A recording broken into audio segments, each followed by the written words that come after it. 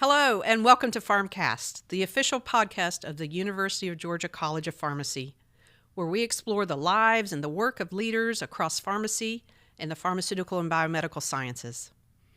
Today, I'm pleased to welcome Breagh MacKinnon. She's a second-year PharmD student here at UGA.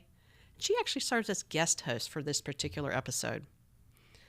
Guess what? She's joined by her dad, Dr. Neil MacKinnon, a pharmacist by training, and currently the president of Central Michigan University. Dr. MacKinnon's career certainly shows the many paths that a pharmacy education can take you, from practice to leadership to higher education administration. I am very excited for you to learn more about the MacKinnons. So, Breagh, I'm handing it off to you now. Well, thank you so much for having me, my dad. I am Breagh MacKinnon.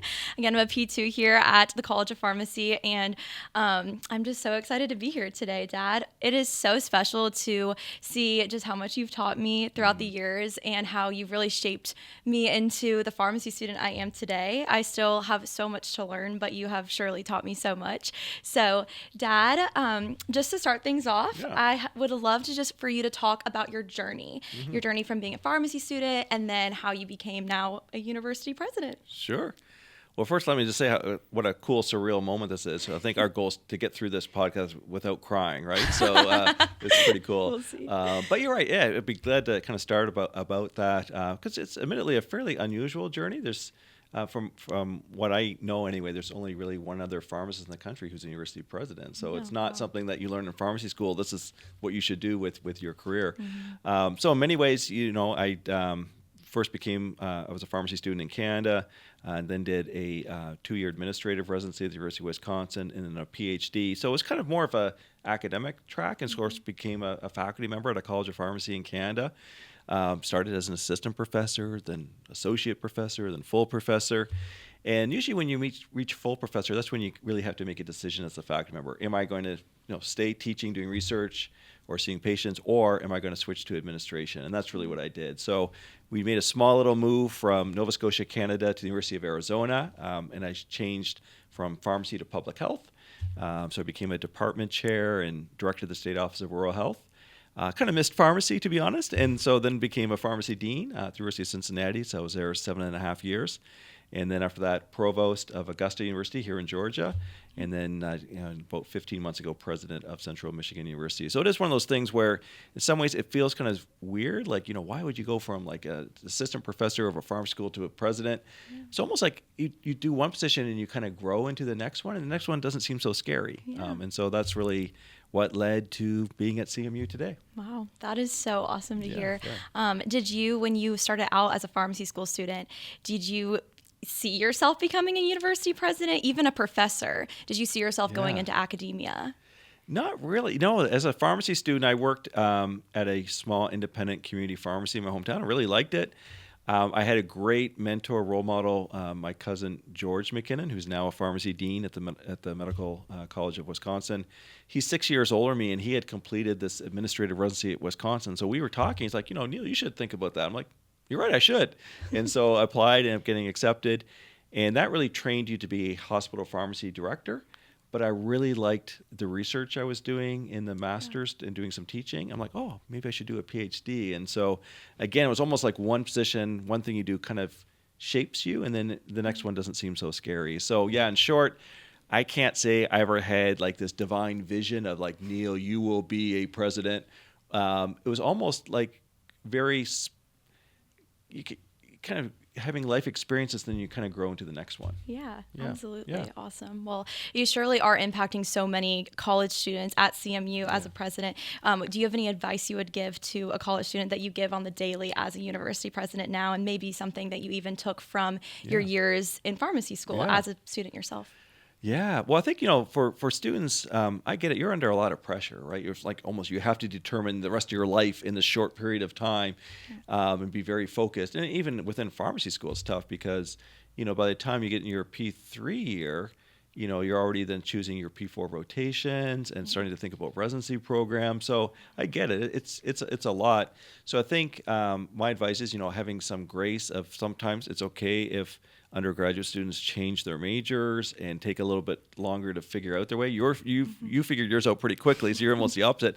Then there's some students like you that are very motivated and focused but still have to discover their true passion, right? Yeah. And so as a university president, really my job is to encourage students. It's not to dictate their path, provide the support that they need. And so, some of that's behind the scenes that you may not see as a student, like just academic advising and just basic things like parking and, stuff like that as well as a university president. Yeah. Absolutely. Well, thank you for that advice. Yeah. So now I kind of just want to transition us a little bit into kind of why you chose pharmacy as a profession in the first place. And more specifically, why do you think somebody should pursue a career in pharmacy nowadays as well? Yeah. So this is the weird part of pharmacy, kind of like I never really had that why, I have to be very honest, open of like No, absolutely. feeling like, I have to be pharmacist. It was more of, I think I was in grade 12 talking with my high school counselor, and we were just talking about different careers. He said, Neil, have you thought about pharmacy? I'm like, no. Well, you should. So it was and of course, pharmacy is very accessible, right? Every community has pharmacies. So I have to admit, like, it was more like, okay, I think I'll apply. It was not like I wasn't like had mentors who were pharmacists or other people in my life. So, but having said that, I think it was a great choice. I mean, I'm admittedly biased, but pharmacy is an incredible profession. You get this combination of a wide variety of different types of pharmacies you can work in. Obviously, salary-wise, you do very well. And I think it can bring very strong professional fulfillment. Now, having said that, certainly the profession of pharmacy does have some issues today around workplace well-being, and but at the same time, I'm biased. I mean, it really is a great profession, and so needed in our country. I think the other part what's been really cool is I can think of looking back now, 30 plus years in the profession, how the scope of pharmacists has changed over time. Yeah. And yes, it's true, it's not perfect. Not every pharmacist can practice in the whole scope. But there are pharmacists doing things now that are just incredible. And it's been kind of just globally as well, seeing some of the differences, of Canada and Scotland, some other countries where I've seen pharmacy expand its scope. And just for example, the small independent pharmacy where I worked as a student and then later worked as a pharmacist, one of my former students owns that now. Yeah. And in there, she can independently prescribe for over 30 conditions. She actually bought a old physician office and turned it into a lab facility. And so what she's doing now, I never would have dreamed of 30 years ago. So sometimes the pace seems kind of slow and painful, but there is real progress in the profession of pharmacy as well. Yeah, that's so cool that you've been able to see that growth over like the period of your career. That's so amazing. Okay, so I know that you've spoken a lot about your career in pharmacy and your growth. Were there any specific mentors or people in your life that have really shaped your career and have helped you? And how is it great for students to have mentors like that are helping them with their professional life? Well, yeah, I think the second part of your question, if I can address that first, mentors is so important, right? We're not meant to walk this life alone and to learn from others that have fought the same battles and have stories and advice. So by all means, I would hope any student that's listening to this, that they actively seek mentors. And I would also say, it's okay if you have multiple mentors and that your mentors change over life. And if I think of mine, some of my first mentors in the profession of pharmacy, two in particular, his name was Robert Murray, who was the pharmacy manager in that independent pharmacy where I worked as a student. Well, obviously, that's really I learned kind of the skill of, practicing in that setting. I also had one faculty member, Dr. Anne-Marie Whalen, that I did a summer research project with and worked for her for a whole summer. What was really cool is that later on I became her colleague because I returned and joined that pharmacy school as a professor. So then I was working beside her. So early on in my career, they were critical. Certainly I mentioned my cousin Breagh MacKinnon, who's now a pharmacy dean. He's 6 years older than me. And so we've had a very similar career path of becoming pharmacy professors, becoming department chairs, becoming deans. And he's always provided that advice and counsel. Of course, now as a university president, I've leaned on other university presidents. So one of those, his name is Santa Ono. He was the president at the University of Cincinnati when I was the pharmacy dean there, then became the president at the University of Michigan. And he introduced me at my investiture as being the president. So, I think in life, the key is you want people that know you that will speak truth in you and will tell you areas for improvement too. So it's not just, they're just to listen and say, yes, yes, yes, but, Neil, have you thought about this? Or someone that, again, I think that trust part is really critical. So yeah, so I think for any pharmacy student, finding those mentors is so, so important. So I know, again, that's certainly, I would encourage that. Yeah, absolutely. I think that is so important. And I think another quality I wanted to hit on with you is that you're just such a leader in everything you do and everything you've done. And you're university president, so obviously you're a great leader. What are some things in pharmacy school that you learned that helped you to become the great leader you are? Yeah, and it's one of those things where, looking back now, maybe I didn't see all the connections, certainly I did not take a course on how to become a university president. But I think some of those basic skills that you learn in farm school, like time management, right? I'm sure you have that, Breagh, right? Just like multiple courses, assignments or exams or skill stuff that's overlapping. So that is a life skill that is so important, and certainly as a president now, that time management stuff. I think, communication skills are incredible. I think as a pharmacy student, doesn't matter if you're an extrovert or an extrovert or introvert, you're going to be tested in skills labs, standardized patients, counseling. How do you tell someone bad news? How do you, if you made a medication error, how do you admit that you're wrong and stuff? So a lot of those skills, and of course that I built upon that during my residency, where you're talking with real patients and interacting with physicians and medical students and nurses. So in life, communication skills are so important in any job. But as a university president, where I'm really the spokesperson for an entire university, I had to be able to communicate to people. And again, I credit a lot of my training in pharmacy. I didn't really like those at the time, working with standardized patients and being recorded and playing those videos back and seeing myself. But now, later on, it's invaluable. Yeah, that's awesome. And that's actually a great transition. I know you already gave some advice earlier. You've been giving advice this whole time, but specifically in pharmacy school, if you could go back and be a pharmacy school student, what are some pieces of advice you would give? It's a hard journey. It's a long journey. We all struggle. And I know you spoke earlier at the school about burnout being a problem. So are there specific pieces of advice you would give to a pharmacy school student here at UGA? Yeah, one thing that makes UGA special is, what top 15 pharmacy schools in the country is the research mission. And so you have access to some incredible faculty doing research. I know you've spent some time on one. Yeah. So sometimes, I think students only see faculty in the classroom or maybe the clinical faculty, seeing patients. They don't realize that many faculty here are superstar researchers. So to have that ability, even if you never see yourself as a researcher, it will strengthen applications for residency programs, and it's a good skill set. So I think that's one piece of advice. Like I mentioned, as a pharmacy student in Canada, I spent an entire summer doing research with a faculty member, and that really started my love. I still do research today as a president, so 30 years later. So I think that's part of it.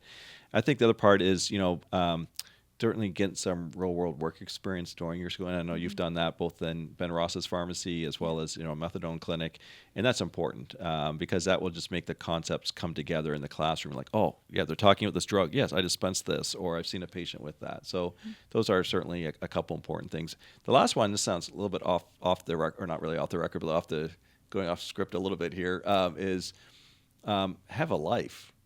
Like, meaning that, take care of yourself, working out, your physical fitness, spiritual needs, all those sorts of things, because you're a complete person. And so, yes, pharmacy school is hard, but doesn't mean you have to be miserable at the same time. So, and those friendships, right?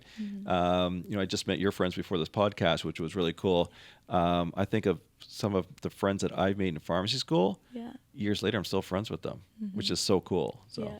That's awesome. Speaking of friends, do you have any fun memories or anything from pharmacy school, or even, I know you've just had so many walks of life in so many areas. Do you have any fun memories that you would like to share from any of those? Well, not for this podcast, but no, just kidding. No, I think, it was really my P2 and my P3 years. I lived with two roommates, both in my pharmacy class. Oh, awesome. So we almost became like the living room of the class, where people would come in and hang out, and some of that was parties, but a lot of it was just like coming over to watch TV and stuff. Yeah. And so, so many, and I've maintained friendships with those two former pharmacy roommates as well. Yeah. So that's cool. I did have kind of a cool circle of life, kind of a pharmacy moment this past April. So on April 4th, 2025, I became officially, the 16th president of Central Michigan University.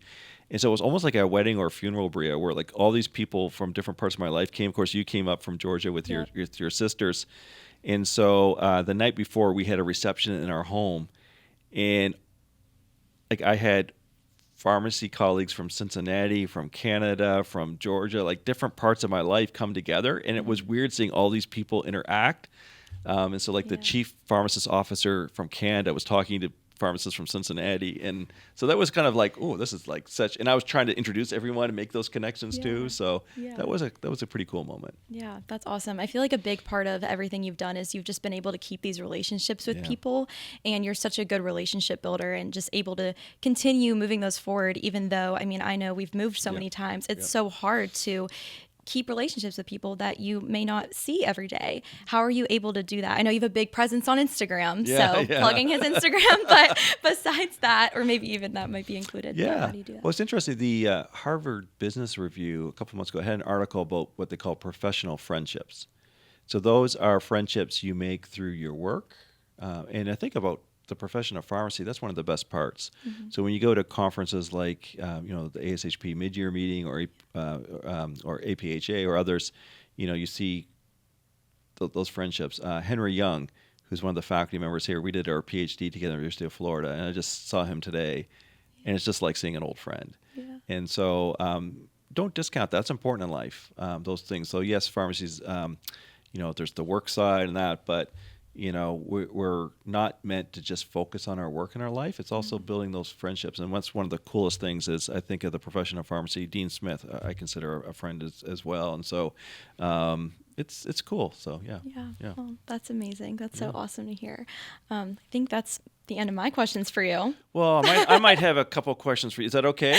Oh, I don't know. I'm kind of nervous. Well, you've been pretty gentle with me, not too bad. So I'll be pretty kind. So, it's interesting, Breagh, you asked me about, kind of my why. So just, for yourself, and I realize this may be a little challenging because, I know you're a P2 year, so it's not like I'm expecting you to have this huge career path, but like, why did you choose pharmacy, and what are you thinking so far? Absolutely. Well, I think, and you know this, you are a huge part of my reason for choosing pharmacy.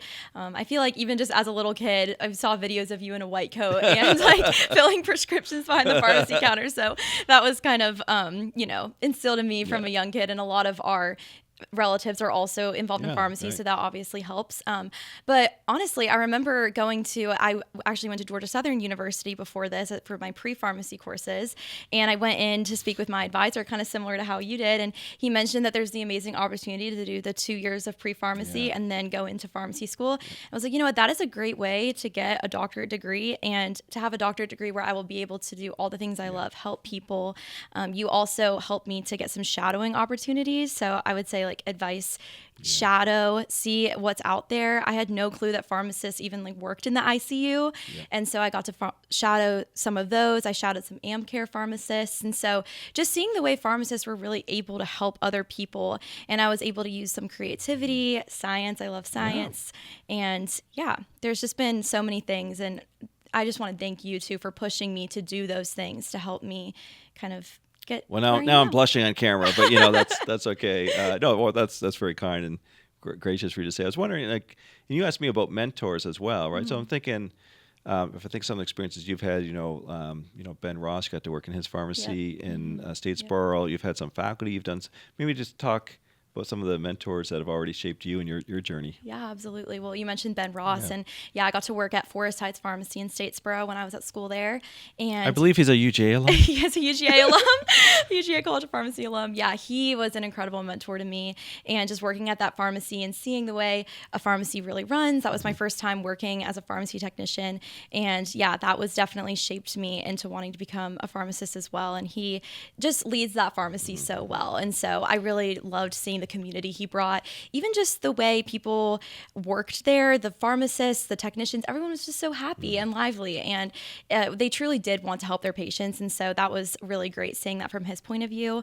I've also gotten to do research too, which you've helped me with. And I've gotten to do research actually with you, which we can talk about. Was cool too. But I have been working with Dr. Via Zapata here, and he's helped me with research, and also just professors at the College of Pharmacy too. We have incredible professors here. Dr. May, actually, he wrote me a letter of recommendation to work at my non-pharmacy job over the summer, but just things like that. The professors here truly do care about the students. And so, I think the professors, getting opportunities to do research with them, the mentors I've had. And I also have mentioned this to some people today, that I have a mentor in GSHP through the organization I'm involved in here. And his name is Jeff Clark. He has helped me so much. He meets with me monthly. We talk on the phone. He's just given me so much great advice. And so I really do value the advice that I get from people older than me that have been in my shoes. They know pharmacy. And then I think lastly, just my pharmacy school friends. They get me through it. I'm able to. I just met them. Yes. You guys have a great group. You sit together and you do stuff we all afterwards. Sit together, and hang out on the side and study together, give each other advice, help each other study. I think if I was going to give advice to a pharmacy school student, it would be to find friends in orientation or the first week of school, and they help me so much in class. Really, I mean, looking back, I mean, that helps you get through pharmacies because it's tough. I mean, let's be honest, it's a doctorate program. You are tested in many ways. And again, like I said earlier, those friendships will hopefully last a lifetime. Breagh MacKinnon, who graduated my class in 1993, he came to Central Michigan University in April, to my investiture with his wife. Yeah. So travel all the way from Nova Scotia. Yeah. And it just meant so much that, 32 years after we graduated, he was there. You mentioned Ben Ross, of course, just a great advocate for the whole profession in Georgia. Dr. Villa, who, again, pharmacy is a small world. When I was the dean at Cincinnati, we had a relationship with a university in Chile. And actually, I saw him in Chile before he became faculty here. Yeah. And then you mentioned, Dr. May, Rusty May. I worked with him at Augusta University. I remember being in a Teams meeting with him, and behind him was his whiteboard. Yep. And he had his to-do list. And the very first thing on his to-do list was be nice to my wife. Yeah. I thought I had to take a picture of it. Yeah. And I'm, again, talking about kind of work-life balance too. The fact that you're right. Happy wife, happy life. And he got that. So yes. So I think you've had some great mentors in your life. Yes, yeah. He's awesome. So kind of maybe just wrapping up, what's as far as next steps? I know you're a P2 student, so I know you've got a summer coming up where you'll be working in health system pharmacy, but any thoughts on what's the future hold for the future Dr. MacKinnon? Well, thank you for that question. I definitely still have a lot of years of pharmacy school ahead of me, and I'm looking forward to my P4 year where I really get to see what opportunities are out there. But as of right now, I'm actually about to become the president of our Pediatric Student Society of Pharmacists here. RX Pups, right? And RX Pups, yes. It is. It's an awesome student organization. I'm so thankful to be involved in it. But before I even came to pharmacy, I knew I wanted to do something with pediatrics. Kids are my favorite thing in the entire world. And even, I think that also stems from being an older sister myself and having, to teach my little sisters things. But I love kids. And so hopefully I'll be able to use my degree to do something with kids. I have specifically loved learning about ambulatory care pharmacy since I've been in the college. A lot of our professors, they have clinics on the side that they go work at. And also, interesting enough, those professors are also, they're professors here. And so they have this practice site on the side, but then they're able to also teach students. And I think that that's something I would be interested in doing, is going into academia, following in your footsteps. Maybe not being a university president, but... not quite yet. We'll give it some time. Maybe we'll let it fizzle out. But you do know, though, our family secret, right? Well, not really secret, but tradition with Wisconsin. So for any folks listening to this probably don't know this, but again, my cousin George MacKinnon, pharmacist, went through the administrative residency program at University of Wisconsin. I went through that exact same program 6 years later. His son, Taylor MacKinnon, went through that exact same program. So, Breagh, we have three MacKinnons that have gone through, the Wisconsin residency program. Don't let us Never know down. I what's mean, ahead. no pressure. I do think a residency is in my future. I think you've also ingrained that in me too. Yeah. But I do see such benefit in doing a residency. So we'll see. No, you have to We'll chart see your what own the path. future No is pressure ahead. at all. We can still, we'll still talk even if you chose to do a residency here at UGA or somewhere else. Yes. Well, I think to wrap up this podcast, I just have a question for you to kind of lighten the mood a little bit, which it's already been light, so lots of laughing going on. But since you are my dad, do you have any funny stories that you can think about from my childhood or growing up? Anything funny that has happened, maybe I know we've taken lots of dance trips. I don't know, anything you wanted to share? Don't embarrass me though. Yeah. Well, I mean, where do I start? This could be like an entire episode of Breagh's funny childhood stories.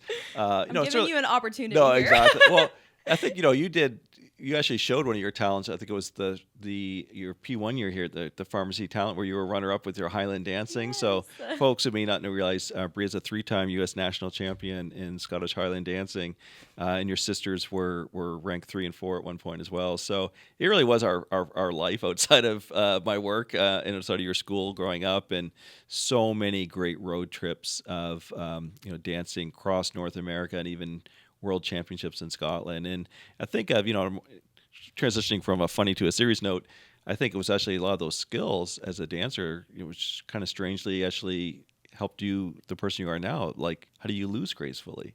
How do you, if you mess up in life, how do you recover from that? Or even if you're dancing, if you're winning, how do you're not gloating about it? You're still trying to mentor and help other dancers. So I think it was a great family activity. But yeah, we have, I think, so many memories from that of you and your sisters, of, again, like hours in the minivan. Probably the biggest is, watching High School Musical, all 3 of them, hours and hours. All of High School Musical too. I do. I could recite that the entire 3 movies right now, but I won't. I don't want to, pretend I'm Zac Efron or anything. So. Well, yes, you are a university president, you were a pharmacist, but above all, dance dad. That was your title for sure, all growing up. Yes. Well, thank you, Dad, so much for being here today, coming all the way from Michigan to the College of Pharmacy. Truly, I'm so grateful that you got to share your insight with all of our students. And I know, like I said earlier, you've just taught me so much, and I'm so grateful that I had you as a dad. You have just instilled in me so many of my traits. And I know you said dance shaped me, but you're the one who put me in dance. So, and also just... Well, I'm proud of you too, so it works both ways. So, thank you. And thank you, Dean Smith, for having us on the podcast. I'm so grateful I was able to be the interim host today. So, yeah. I know. Thank you. Yeah. Dr. MacKinnon and Breagh, thank you so much for joining us on this episode of PharmCast and for leading today's episode. I loved learning about your professional journeys, as well as certainly your personal stories, your career and family experiences, and the memories that you were able to share with us. And thanks to all of you for listening. We hope you're going to join us next time on PharmCast.